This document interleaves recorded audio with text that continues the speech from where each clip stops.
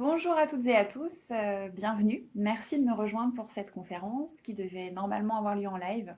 Et pour des raisons techniques, c'est pas possible, c'est pas grave, on s'adapte. N'hésitez pas à poser toutes vos questions dans les commentaires, je serai bien évidemment présente pour vous répondre. Et ce jusqu'à la fin de la semaine de la sensibilité, à savoir jusqu'au 16 janvier. Je me présente, je m'appelle Caroline Jarousseau. Je suis sophroanalyste et praticienne EFT, spécialisée dans l'accompagnement des personnes hautement sensibles et HPI, un sujet que je connais bien parce que je suis moi-même concernée par la haute sensibilité et par le HPI.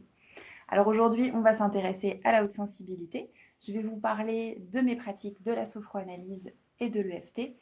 En quoi est-ce que ces deux pratiques, ces deux outils sont particulièrement intéressants pour le sujet qui nous intéresse aujourd'hui? Et de manière plus générale, je vais vous parler de l'intérêt du travail de thérapie pour accompagner la haute sensibilité.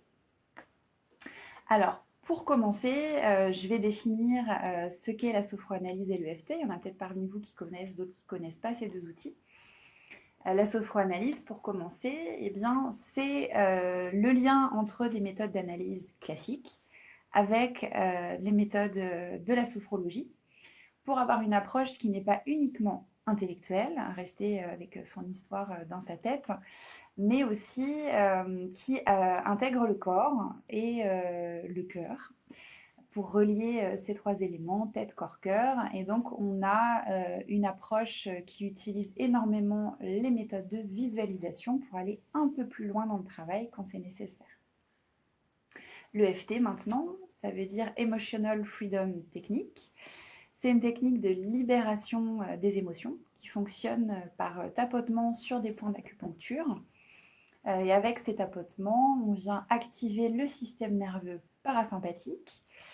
Et le fait de se focaliser en même temps sur une problématique, donc avec une émotion, l'émotion qui est liée, une émotion plutôt avec une charge inconfortable, entre guillemets négative, même s'il n'y a pas réellement d'émotion négative. Et donc le fait de tapoter en même temps, eh bien, on vient réinformer le cerveau. En fait, il y a comme un switch dans le cerveau qui se fait et on lui montre qu'il y a une autre réponse qui est possible et qu'on favorise en fait la libération de cette émotion, même si elle est présente depuis très longtemps. Donc ce sont deux méthodes qui sont très intéressantes pour les personnes hautement sensibles parce qu'on travaille directement sur les émotions et par le biais de la visualisation, on peut avoir un travail qui est assez poussé et qui est très intéressant. Alors, je pense que maintenant, ce qui serait important, c'est qu'on définisse un peu mieux ce qui caractérise une personne hautement sensible. Il y en a sûrement qui connaissent déjà bien le sujet parmi vous, mais je pense que c'est important de repréciser. Donc, ce sont des personnes qui ont une sensibilité plus élevée que la moyenne. Elle représenterait entre 15 et 30% de la population, ce qui est une fourchette assez large, parce qu'en réalité, c'est assez difficile de vraiment évaluer. Mais même si on prend la fourchette basse, 15%, ça reste quand même beaucoup de personnes qui sont concernées. Alors, cette sensibilité qui est élevée, elle n'a rien à voir avec de la sensiblerie, avec une quelconque faiblesse de caractère, ce n'est pas non plus un défaut à corriger, mais c'est un fonctionnement cérébral différent. C'est vraiment la manière dont le cerveau fonctionne, la manière dont il traite les informations.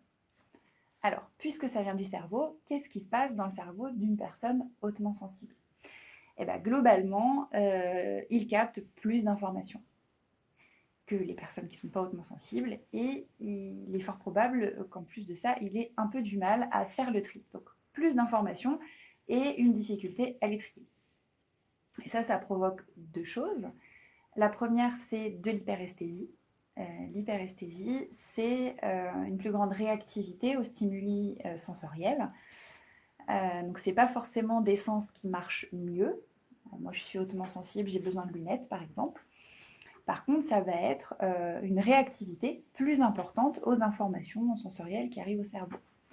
Cette hyperesthésie, elle peut être olfactive, visuelle, auditive, gustative ou kinesthésique. La kinesthésique, c'est le sens du toucher.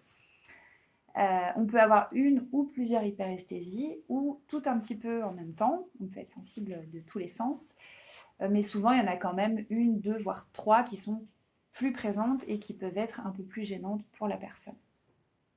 La deuxième chose que ça va provoquer, c'est de l'hyperémotivité. Donc, quand on dit hyperémotivité, c'est pas une personne qui pleure tout le temps, pas forcément. C'est des émotions qui sont vécues de manière plus intense et qui sont aussi plus variées. Une personne hautement sensible, en plus de l'intensité de ses émotions, elle va vivre des émotions qui vont être plus subtiles. Elle va pas forcément être triste, elle peut être désespérée ou mélancolique. Elle ne va pas seulement être en colère, elle peut être en rage ou irritée. Elle ne va pas seulement être joyeuse, elle va être exaltée, extatique. Voilà, il va y avoir toute cette nuance dans les émotions. Alors, qui peuvent être vécues par des personnes qui ne sont pas hautement sensibles, bien évidemment, mais il y a quand même une dimension supplémentaire et surtout dans cette intensité de l'émotion. Alors, là, on parle bien de la manière dont les émotions, elles sont vécues, elles sont ressenties, et qui peut être complètement différente de la manière dont elles sont exprimées. Vous pouvez être une personne hautement sensible et ressentir avec cette intensité et ne rien montrer, tout garder à l'intérieur. Vous n'êtes pas moins hautement sensible, ce qui importe vraiment dans cette hyperémotivité, ce dont on parle, c'est la manière dont c'est vécu, ressenti, et pas nécessairement dont c'est exprimé. Même si quand on garde tout à l'intérieur, on peut imaginer que ça peut être un peu problématique à un moment. Donc cette haute sensibilité, c'est en aucun cas un trouble. Ce n'est pas une maladie à guérir, c'est bien un fonctionnement cérébral atypique, inné, présent depuis la naissance, et donc on peut vivre avec sans aucun problème, puisque eh bien, on est né comme ça, notre cerveau, il a été construit, conçu comme ça, donc il est parfaitement capable de supporter cette intensité, à la fois l'hyperesthésie et l'hyperémotivité. Alors, dans ce cas-là, pourquoi est-ce qu'il y a certaines personnes qui ne le vivent pas bien? Heureusement, hein, il y a des personnes qui vivent très bien leur haute sensibilité, qui n'ont pas nécessairement besoin d'accompagnement. Ce n'est pas le cas de tout le monde. Et pourquoi est-ce qu'il y en a qui n'arrivent pas à s'y faire, qui n'arrivent pas à bien vivre avec? Eh bien, parce que souvent pour ces personnes-là, ce qu'elles expérimentent, c'est ce décalage entre elles et les autres. Et ce sentiment d'être pas comme tout le monde, d'être anormale, d'être différente. Elles se comparent aux autres qui ne sont pas hautement sensibles. Et ça peut créer voilà, un sentiment de souffrance. Alors, pour ces personnes-là, souvent la découverte de leur haute sensibilité, puisqu'on n'est pas forcément conscient de ça depuis l'enfance, la découverte de leur haute sensibilité est souvent vécue comme une véritable révélation. Il y a d'abord un grand soulagement, on est en fait, je suis pas folle, je suis pas fou, je suis pas anormale, je suis pas bizarre, je suis simplement différente. Et voilà, je suis une personne hautement sensible, je fonctionne pas comme tout le monde. Et ça peut vraiment être vécu comme le soulagement.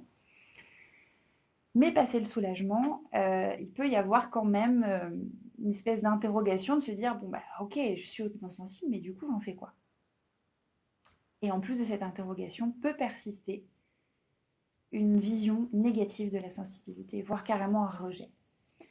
J'entends des personnes dans mon cabinet me dire que de toute façon, elles ne voient pas en quoi ça peut être positif, qu'elles ne veulent pas être hypersensibles, hautement sensibles, qu'elles veulent pas, qu'elles préfèrent être comme tout le monde, que ce serait plus simple, que c'est trop de souffrance, que c'est trop dur. Alors, qu'est-ce qu'on peut faire en tant que thérapeute pour aider ces personnes-là? Pourquoi est-ce que la thérapie et là, dans mon cas, la sophroanalyse et l'EFT en particulier peut accompagner tout ça? Alors avant de répondre à cette question, je vais préciser que là, donc moi je vais vous parler de la manière dont moi j'aborde le travail. Et ça, je vais l'aborder de manière très globale. Je vais généraliser un peu pour que ça puisse parler au plus grand nombre. Évidemment, chaque personne est différente. Ça ne va pas forcément s'appliquer précisément au cas par cas. On généralise un peu. Alors, comment est-ce qu'on aborde le travail? Eh bien, pour commencer, on va essayer de comprendre comment fonctionne la personne. Et pour ça, on va essayer de comprendre comment elle s'est construite. Et donc, on va aller s'intéresser à l'enfance. Et déjà, en premier lieu, à comment s'exprimait la sensibilité de la personne quand elle était enfant. Est-ce qu'elle était plutôt timide? Est-ce qu'elle était plutôt réservée? Est-ce qu'au contraire, elle était très enjouée, pardon? Est-ce qu'elle aimait bien faire le clown? Est-ce qu'elle était anxieuse? Est-ce qu'elle avait peur? Est-ce qu'elle avait un problème avec l'injustice? Est-ce qu'elle avait le réflexe de vouloir aider les autres, etc., etc. Vraiment passer en revue son profil sensible en tant qu'enfant. Alors là, c'est le moment où certaines personnes vont peut-être se dire, alors moi je ne pourrais pas faire ce travail-là parce que je n'ai pas de souvenir ou je me souviens très peu de mon enfance. C'est le cas de beaucoup de personnes. Ça, c'est pas un problème. En sophroanalyse, on travaille avec ce qu'on a. Si c'est très peu de souvenirs, voire pas du tout, eh bien c'est pas grave, on arrivera quand même à avancer. Ça, c'est pas un problème. Donc ce soit pas quelque chose qui vous freine éventuellement à commencer une thérapie. Alors, je bois un petit coup d'eau.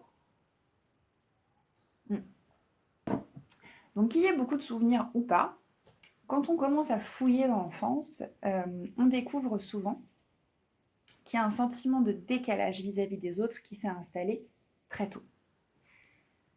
Un décalage vis-à-vis des autres enfants, se rendre compte qu'on ne fonctionne pas tout à fait de la même manière ou qu'on ne s'intéresse pas forcément aux mêmes choses, qu'on n'a pas le même fonctionnement que les autres. Et un décalage aussi vis-à-vis des adultes, ou plutôt des attentes des adultes, que l'enfant se rend compte qu'il ne correspond pas à 100% à ce que les adultes attendent de lui. Alors ça, c'est quelque chose que tous les enfants peuvent ressentir, notamment par rapport aux attentes des adultes. Qu'on soit hautement sensible ou pas, mais pour un enfant hautement sensible, ça va être beaucoup plus impactant.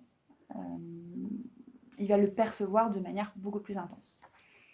Donc, on s'intéresse de près à la sensibilité de l'enfant et on s'intéresse aussi à comment est-ce qu'elle était accueillie par l'entourage.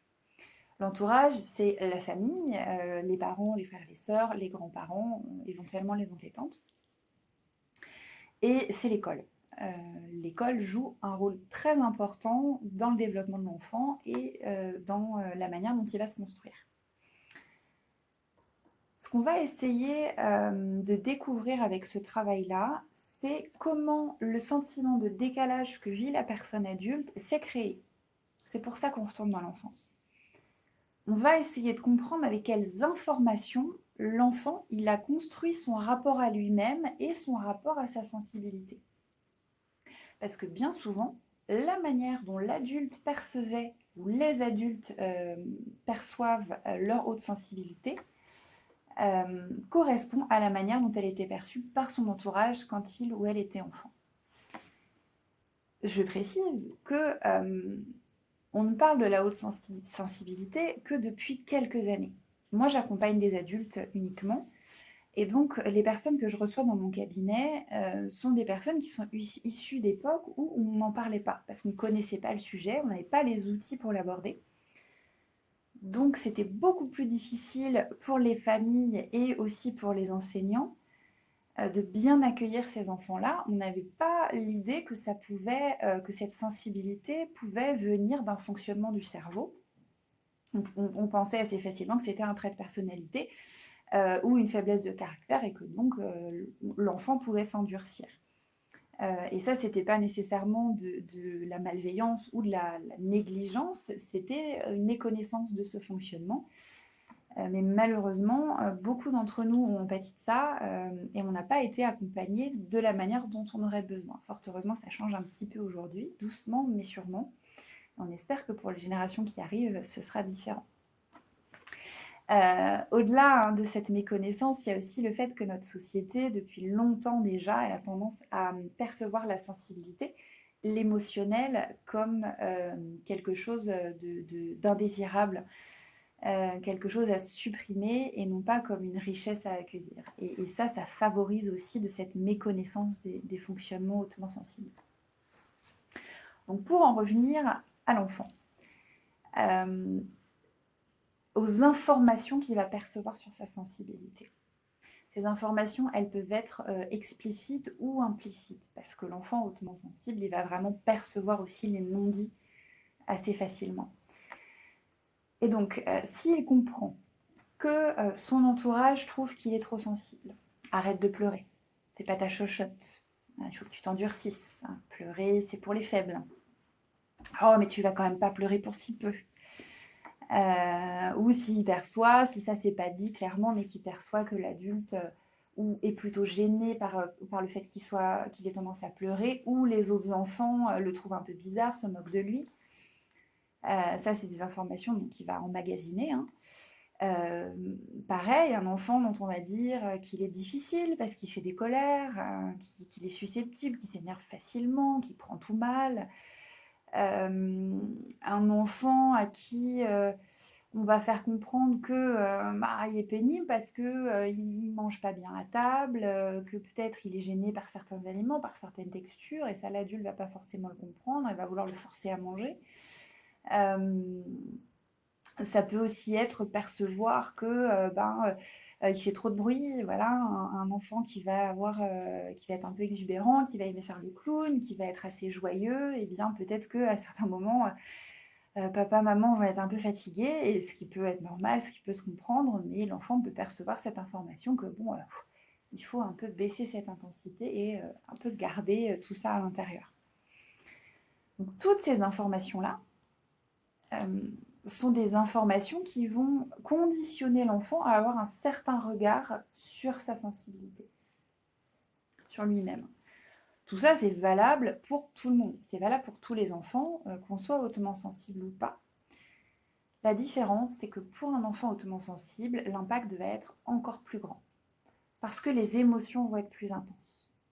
Donc si l'émotion perçue, quelle que soit la situation, est plus intense, alors l'information va s'imprimer encore plus profondément.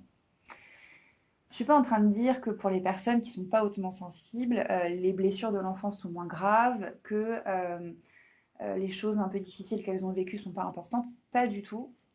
Par contre, pour les personnes hautement sensibles, il y a une dimension supplémentaire qui est celle de l'intensité émotionnelle qui va faire que les choses vont s'imprimer encore plus.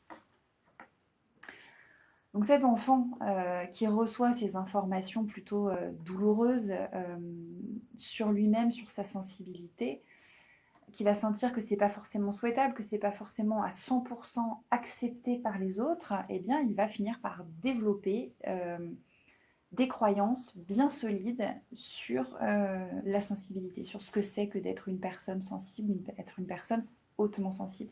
Même s'il n'en a pas conscience, même s'il ne se dit pas moi je suis plus sensible que les autres, il va sentir qu'il n'est pas pareil, qu'il y a quelque chose de différent et que ce qui constitue cette différence n'est pas à 100% accepté.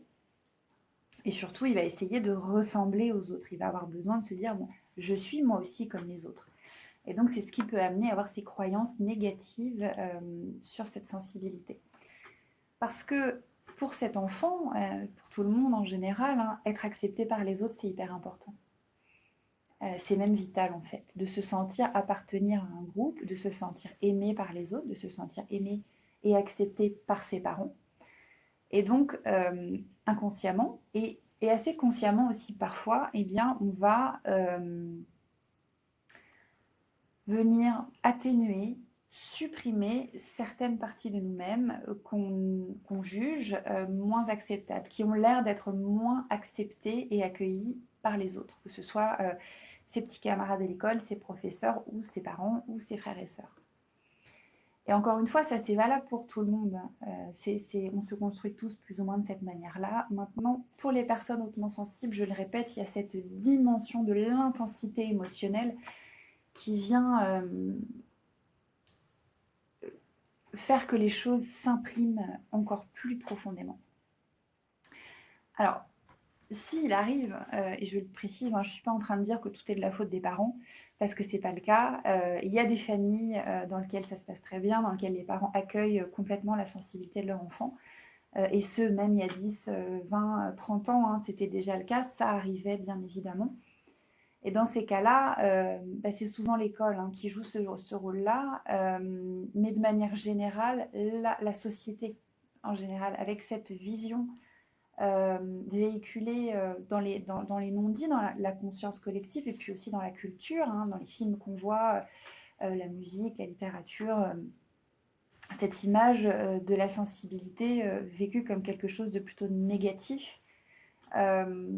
Et ça, c'est des messages qu'on a tous et toutes perçus, même si dans nos familles, à la maison, nos sensibilités, elles étaient plutôt accueillies. Et voilà, ça peut aussi amener cette vision négative de nos sensibilités.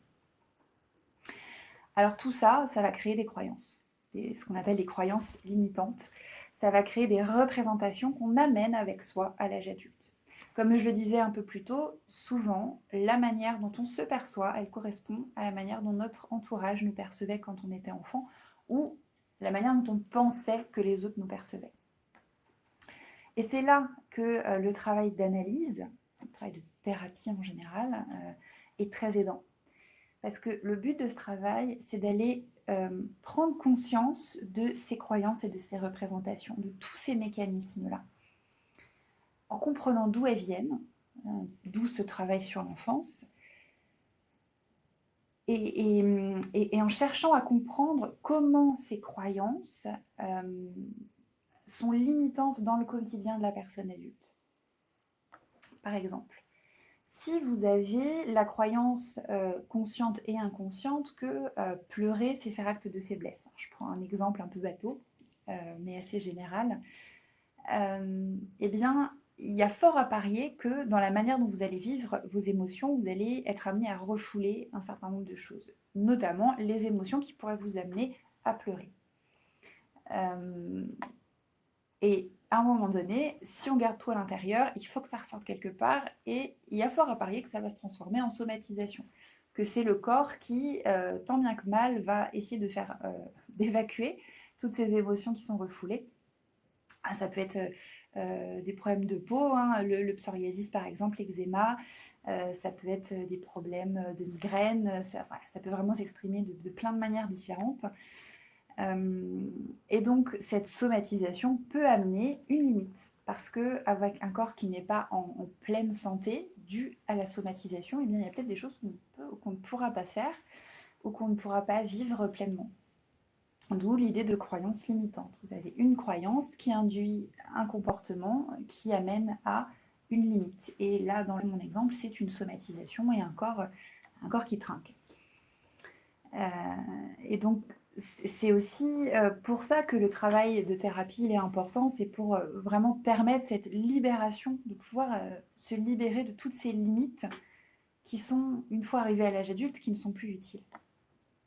Alors, ce qui vient alimenter les croyances, entre autres, ce sont les blessures. Et c'est très important qu'on ait travaillé dessus parce que là aussi, ça va impacter le rapport que l'on a avec nous-mêmes et avec les autres une fois arrivé à l'âge adulte. Ces blessures de l'enfance, dont je vous l'ai dit plusieurs fois depuis le début de cette conférence, s'impriment plus profondément quand on est un enfant hautement sensible. Et donc là encore, hein, je ne suis pas en train de dire que les personnes qui ne sont pas hautement sensibles n'ont pas de blessures, mais l'intensité peut être différente. Il peut y avoir vraiment cette dimension supérieure due à la haute sensibilité. Alors, parler ça donne soif. Que je retrouve où j'en suis. Et donc voilà, donc ces blessures, comme je disais, s'impriment plus profondément, qu'on exprime les émotions ou non. Et souvent aussi toutes ces émotions de l'enfance qu'on n'a pas forcément pu exprimer parce que, eh bien, il fallait correspondre à certaines attentes et on essayait de tant bien que mal de ressembler un peu plus aux autres. Eh bien, on a pu garder toutes ces émotions à l'intérieur et ça, on l'emmène avec soi à l'âge adulte. Et là, la thérapie est intéressante pour venir libérer tout ça. Là, quand je vous parle de blessure, c'est ce dont on parle en sophroanalyse. On appelle ça la blessure contact. Pourquoi contact? Parce qu'elle se crée au contact de l'autre. Contact de l'adulte, mais aussi des autres enfants. C'est en quelque sorte la blessure originelle. Cette blessure, voilà, on parle d'une blessure, mais en fait, elle peut être multiple. Elle peut être due à plusieurs événements. Ça peut être un ou plusieurs traumas importants. Ça peut aussi être plein de petits événements vécus pendant l'enfance qui vont amener cette blessure. C'est un peu le cœur de ce qui peut nous faire souffrir, cette blessure contact, cette blessure originelle. Et là, je ne parle pas nécessairement des 5 blessures, hein, de l'être, elle peut être à la fois d'injustice et de rejet, par exemple. Et voilà, comme je dis, elle peut être multiple. Et c'est cette blessure-là qu'on va aller, on va essayer de remonter à la source, en fait, de cette blessure-là, pour aller vers cette libération. Et donc là, c'est le moment en sophroanalyse où on va justement aller utiliser beaucoup la sophrologie. Parce que quand on en arrive à cette blessure de contact, quand on en arrive aux blessures de l'enfance, c'est un peu le moment idéal pour aller visiter son enfant intérieur. Et c'est pour ça, la visualisation, c'est vraiment un super outil. Pouvoir aller en visualisation, le rencontrer et aller lui donner toutes ces permissions qu'il n'a pas eues quand vous, adulte, vous étiez enfant, que vous n'aviez pas eu quand vous étiez enfant. Lui dire qu'il a le droit. Il a le droit d'être ce petit enfant, ce petit garçon, cette petite fille très sensible. Il a le droit d'avoir ses peurs, d'avoir toutes ces émotions intenses, qu'il a le droit de faire le clown, d'être exubérant, enfin bref, voilà, tout ce qui correspondait, tout ce qui vous correspond.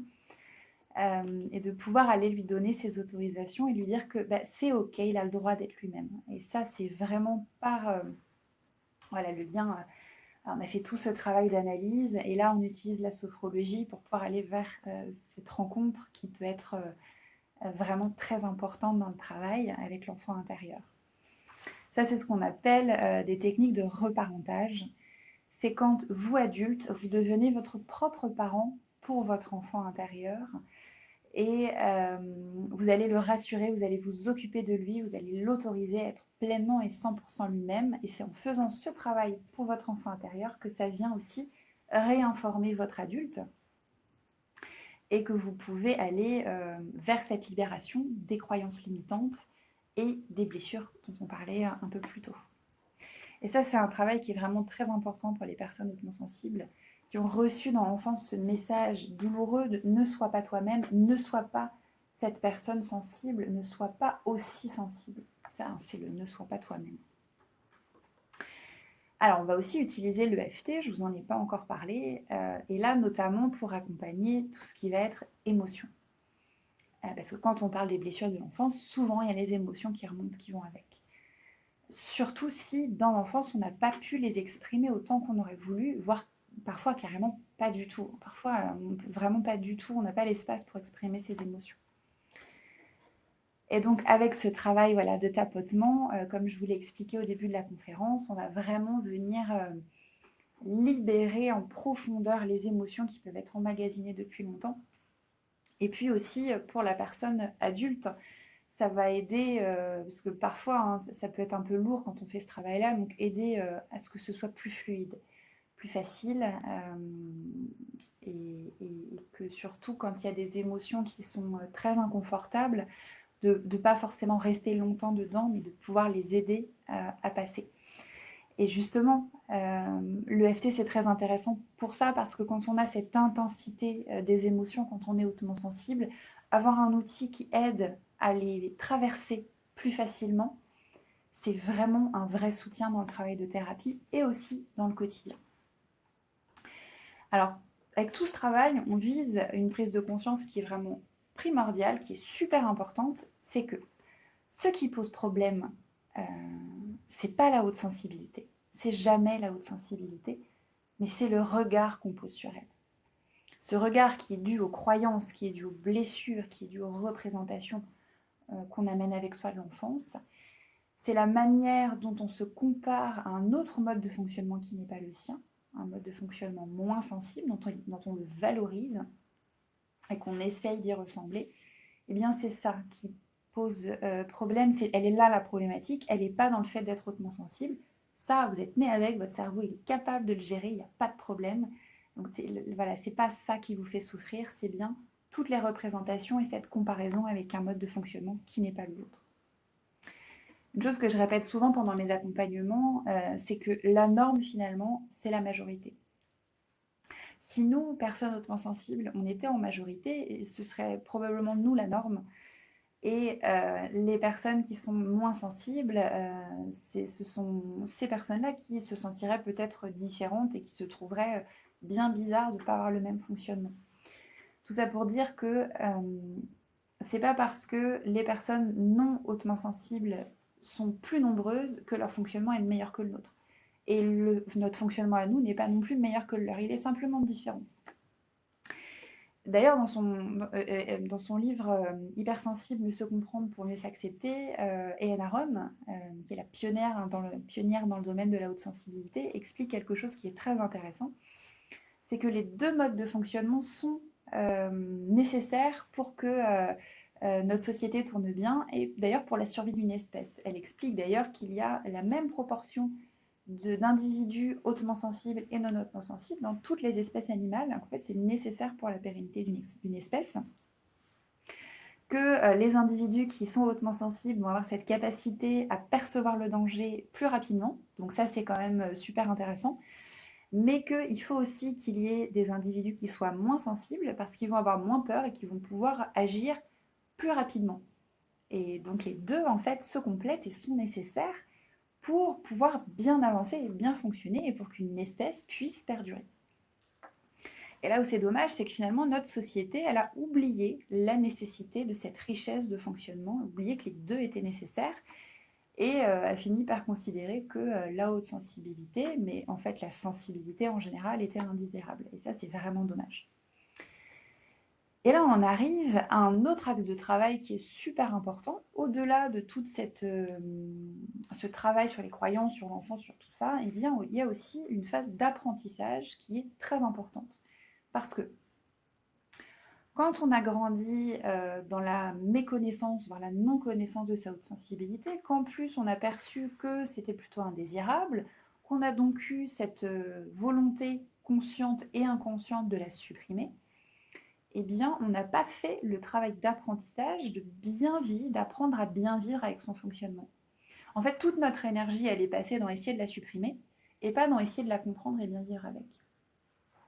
C'est pour ça que, une fois adulte, passer la prise de conscience de la haute sensibilité, se dire ah donc en fait je suis une personne hautement sensible, eh bien on peut se retrouver bien embêté à se dire que c'est pas possible, on peut pas vivre avec, parce qu'on ne sait pas comment vivre avec, on n'a pas appris à reconnaître ses propres besoins et à les prendre en charge. Et donc, dans la manière dont moi j'accompagne, il y a vraiment toute cette partie, cette partie d'apprentissage, d'éducation, de psychoéducation, pour que la personne puisse vraiment comprendre comment elle fonctionne. Une fois passées les croyances limitantes, eh bien, si j'accepte ma haute sensibilité, si je me sens bien avec, pour bien vivre avec, il faut que je sache ce dont j'ai besoin et comment adapter ma vie, mon quotidien, à mes particularités de personne hautement sensible. Pour vous donner un exemple, imaginez une personne qui ferait un travail assez prenant la journée, dans lequel il y aurait beaucoup de bruit, qui sera en contact avec plein de personnes, même si elle aime énormément son travail, ça va être assez impactant au niveau du cerveau, parce qu'avec tout ce bol d'informations supplémentaires qu'il perçoit, hein, on l'a vu au début, les personnes hautement sensibles perçoivent plus d'informations, ce qui veut dire que le cerveau va avoir tendance à un peu surcharger rapidement, d'autant que le tri ne se fait pas forcément très bien. Donc si on a un travail comme ça qui est très prenant, si on rentre à la maison le soir, peut-être qu'on a des enfants à la maison, des enfants en bas âge, qui font du bruit, qui vont avoir besoin de nous, qui ont besoin qu'on s'occupe d'eux, qui ne vont pas forcément obéir comme on voudrait. Peut-être la maison elle n'est pas tout à fait rangée, voilà, il y a du bazar, il y a de la vaisselle, voilà. Tout ça, c'est des informations qui vont venir se rajouter, et on en rajoute des couches et des couches. Et là, on va se retrouver en état d'hyperstimulation. Et si on n'a pas conscience de ce mécanisme-là, on ne va pas pouvoir agir. Avoir conscience que quand on est une personne hautement sensible, eh bien, on peut se retrouver à être en hyperstimulation parce qu'il y a trop d'informations pour notre cerveau. Ça nous permet de pouvoir agir et, s'il faut, eh bien, trouver des moyens, des astuces pour faire baisser ce niveau de stimulation. Par exemple, en s'accordant plus de pauses au cours de la journée, quand c'est possible. Ça peut être des micro-pauses. Parfois, certaines personnes qui ne peuvent pas le faire, je leur dis voilà, n'attendez pas d'avoir 15 minutes. Si c'est 30 secondes, c'est 30 secondes, mais elles seront de toute façon efficaces parce que c'est toujours ça de prix, en fait. Et puis, ça peut être aussi dans la vie de famille, eh bien, pouvoir expliquer à ses enfants, à son conjoint ou sa conjointe que par moment, eh bien, il faut couper. même si c'est 5 minutes, eh bien, au moment où on sent que là, voilà, on va craquer, c'est trop, eh bien, ça va être d'aller s'isoler, voilà, mettre des bouchons d'oreilles, se mettre dans le noir, trouver le moyen de faire baisser l'intensité sensorielle. Et eh bien là, quand on ressort, eh bien, on est plus disponible pour pouvoir eh bien, reprendre le cours de sa journée, que ce soit au boulot ou avec ses enfants. Et donc ça, en fait, c'est un exemple, mais qui est assez parlant parce que même si on a conscience de la haute sensibilité, souvent on n'a pas conscience que c'est important d'adapter son fonctionnement et son mode de vie à son fonctionnement sensible. Beaucoup de personnes se disent ok, je suis hautement sensible, je vais être moi-même, mais par réflexe continuent à essayer d'adopter un fonctionnement qui n'est pas celui d'une personne hautement sensible, parce que toute leur vie elles ont eu voilà, ce réflexe d'essayer de se couler dans un moule, et ça peut demander un peu d'aide et des séances de thérapie pour désapprendre en fait à s'adapter à un fonctionnement qui n'est pas le sien. Voilà, donc je viens de vous exposer la manière dont je travaille, la manière dont on peut accompagner donc avec la sophroanalyse et l'EFT les personnes hautement sensibles. Alors évidemment, il y a plein de méthodes différentes qui existent. Je ne suis pas la seule, ma méthode n'est pas la seule qui existe. L'important, c'est de trouver quelque chose qui vous convienne, une méthode qui vous convienne, si vous avez besoin d'accompagnement. Et c'est de le faire avec un ou une thérapeute avec qui vous vous sentez bien, avec qui vous vous sentez en confiance. Mais c'est vrai que si vous êtes une personne atypique, si vous êtes une personne hautement sensible, eh bien c'est très important d'être accompagné par quelqu'un qui connaît le sujet, et encore mieux, qui est directement concerné. Parce que pour bien comprendre l'atypie, c'est plus facile si on est soi-même concerné. Moi, étant hautement sensible, je suis passée par toute cette phase de thérapie, par toute cette phase d'apprentissage. J'apprends encore. Et donc, je sais aussi pour les personnes que j'accompagne par là où elles passent, parce que je suis déjà passée par là. Pour terminer cette conférence, je propose de vous montrer quelque chose de plus concret, de vous montrer 3 points d'EFT qui sont ce qu'on appelle les points d'urgence. Ça, c'est un outil que vous pouvez utiliser dans votre quotidien, très simplement pour faire baisser l'intensité émotionnelle. Alors, pour ça, je vais reculer un petit peu.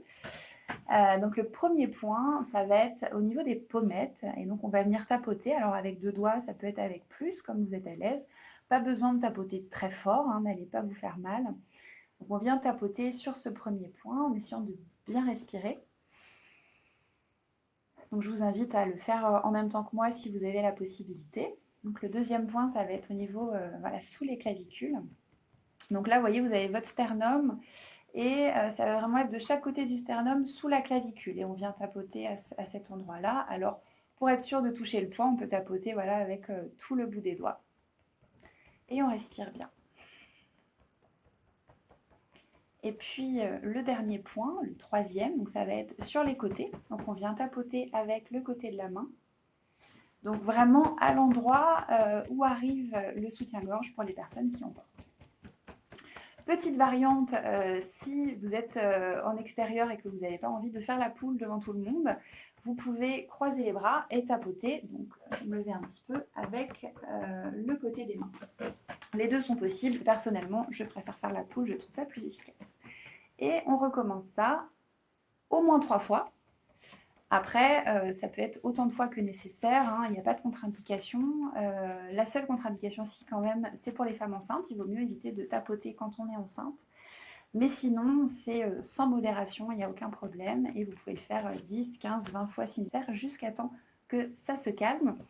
Si vous l'avez fait en même temps que moi, il y a fort à parier que vous remarquez déjà que votre corps est plus détendu. Voilà, je vous remercie d'avoir suivi cette conférence. Je vous souhaite à toutes et à tous une très belle semaine de la sensibilité. Je vous souhaite de vivre pleinement votre sensibilité, d'être vous-même. Et je vous remercie et je vous souhaite une belle journée. Au revoir.